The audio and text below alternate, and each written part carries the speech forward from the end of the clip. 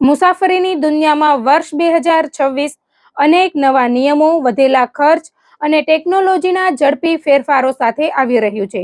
અને જો તમે અમેરિકામાં કે યુરોપ, યુકે તરફ મુસાફરી કરવાની તૈયારી કરી રહ્યા હોવ, તો આ સમાચાર તમારા માટે અત્યંત મહત્વના છે. કારણ કે એરલાઇન્સ હવે માત્ર મુસાફરોને એક સ્થળેથી બીજા સ્થળે પહોંચાડતી સેવાઓ નથી રહી, પરંતુ દરેક બેગ, દરેક મિનિટ અને દરેક દસ્તાવેજ માટે કડક નિયમો અમલમાં મૂકી રહી છે.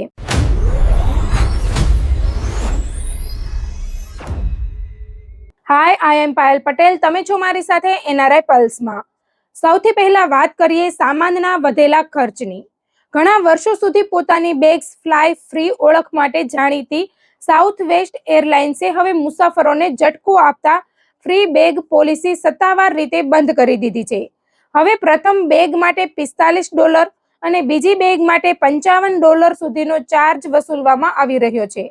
માત્ર સાઉથ વેસ્ટ જ નહીં, પરંતુ ડેલ્ટા, યુનાઇટેડ અને જેટ બ્લુ જેવી મોટી એરલાઇન્સે પણ પ્રતિ બેગ ચાર્જમાં વધારો કર્યો છે.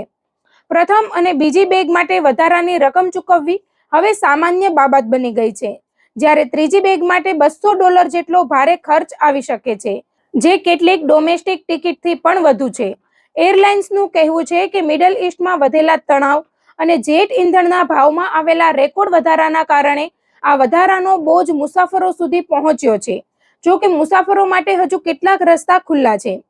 સાઉથ વેસ્ટમાં રેપિડ રિવર્સ ક્રેડિટ કાર્ડ અથવા ગેટવે વેકેશન પેકેજ મારફતે કેટલીક બેગ્સ પર છૂટ મળી શકે છે, જ્યારે બિઝનેસ સિલેક્ટ અને એ લિસ્ટ સભ્યો માટે જૂના લાભો હજુ પણ ઉપલબ્ધ છે.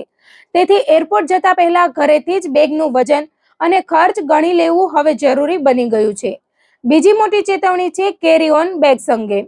આજે એરપોર્ટ પર સ્ટાફ માત્ર નજરથી નહીં, પરંતુ મેટલ સાઇઝર્સ વડે બેગનું માપ ચકાસી રહ્યો છે. સ્પિરિટ અને ફ્રન્ટાયર જેવી એરલાઇન્સમાં તો ગેટ એજન્ટોને ઓવરસાઇઝ બેગ પકડવા બદલ કમિશન મળતું હોવાની ચર્ચા વચ્ચે તપાસ વધુ કડક બની ગઈ છે.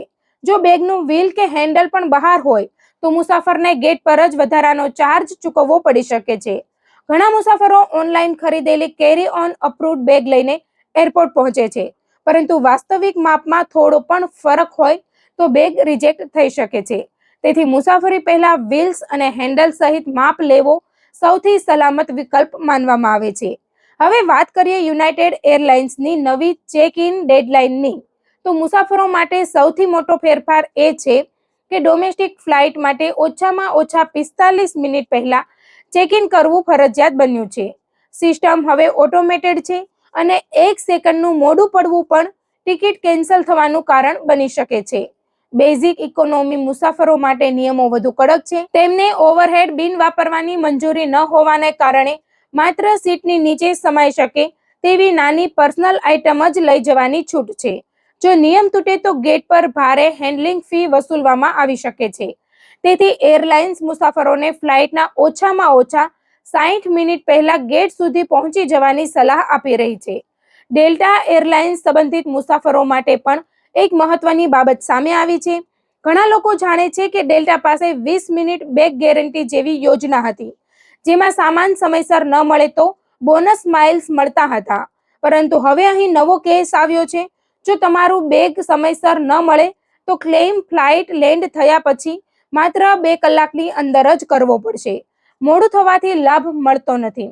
વધુમાં, જો બેગ ખોવાઈ જાય તો એરલાઇન્સ માત્ર શબ્દો પર વિશ્વાસ કરતી નથી. તેઓ ઓરિજિનલ બિલ્સ, ખરીદની તારીખ અને કિંમતના પુરાવા માંગે છે. તેથી મુસાફરી પહેલા બેગની અંદરની વસ્તુઓના ફોટા લઈને પોતાને ઈમેલ કરી દેવાનો ઉપાય મુસાફરોમાં લોકપ્રિય બની રહ્યો છે. આ સાથે જ એરપોર્ટ પર પ્રાઇવેસી અને ટેકનોલોજી અંગે નવી ચર્ચા શરૂ થઈ છે. TSA દ્વારા 65 થી વધુ મોટા એરપોર્ટ્સ પર ફેશિયલ રિકગ્નાઇઝેશન ટેકનોલોજીનો ઉપયોગ વધ્યો છે. ઘણા મુસાફરો માને છે કે કેમેરા સામે ચહેરો સ્કેન કરાવવો ફરજિયાત છે, પરંતુ હકીકતમાં ઓપ્ટ આઉટ કરવાનો વિકલ્પ પણ ઉપલબ્ધ છે.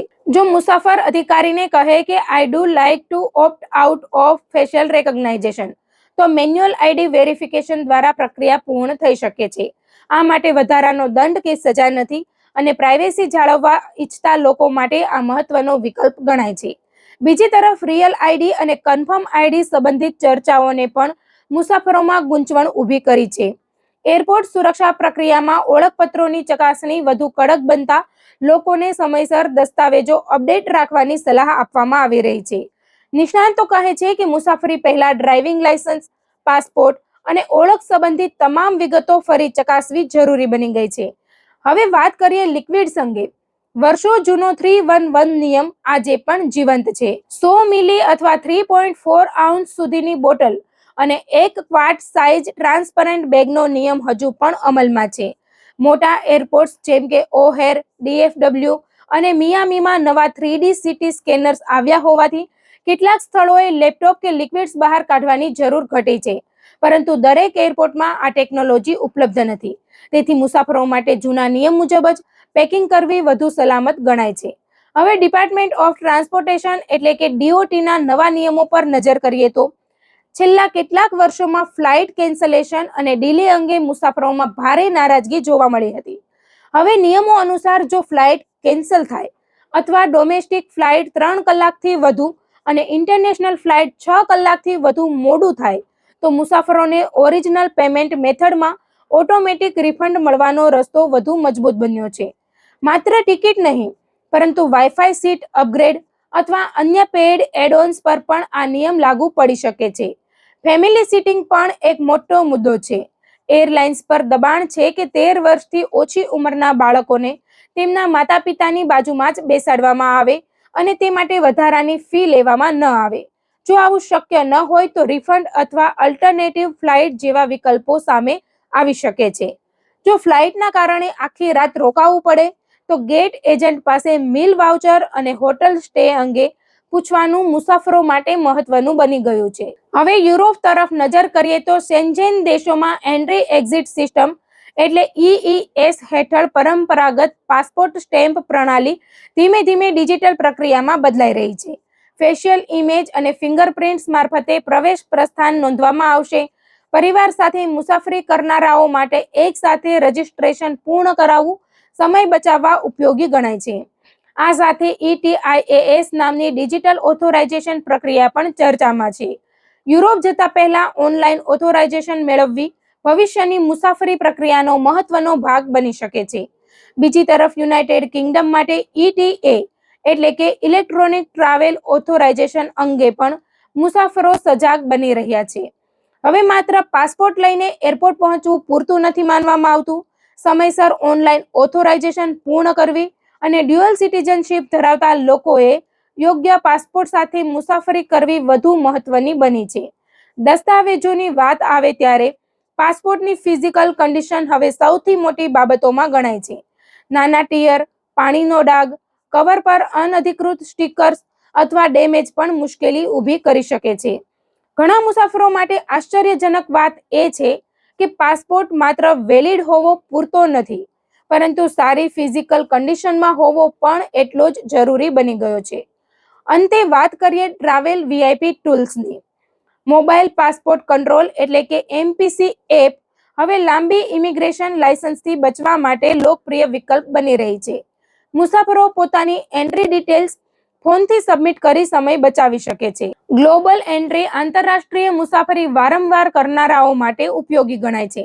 જ્યારે ક્લિયર પ્લસ અને TSA પ્રી ચેકનો સંયુક્ત ઉપયોગ સિક્યુરિટી પ્રક્રિયાને વધુ ઝડપી બનાવી શકે છે. પરંતુ નિષ્ણાતો એક જ વાત વારંવાર કહે છે કે ટેકનોલોજી મદદરૂપ બની શકે છે, પણ સંપૂર્ણ જવાબદારી દૂર કરતી નથી. તેથી મુસાફરો માટે 5 બાબતો યાદ રાખવી સૌથી જરૂરી છે. ફિઝિકલ રિયલ ID અથવા પાસપોર્ટ હંમેશા સાથે રાખવો. લિક્વિડ્સ માટે 311 નિયમ મુજબ પેકિંગ કરવી. યુરોપ અથવા UK સંબંધિત ઓથોરાઇઝેશન સમયસર પૂર્ણ કરવી. ડિલે અથવા રિફંડ સંબંધિત દરેક સ્ક્રીનશોટ અને પુરાવા સાચવી રાખવા અને સમય બચાવવા માટે ડિજિટલ ટૂલ્સનો યોગ્ય ઉપયોગ કરવો. આજની મુસાફરી માત્ર ટિકિટ અને સુટકેસ સુધી સીમિત નથી રહી, પરંતુ ડોક્યુમેન્ટ્સ, ટેકનોલોજી, ટાઈમિંગ અને પ્રિપેરેશનનું સંયોજન બની ગઈ છે.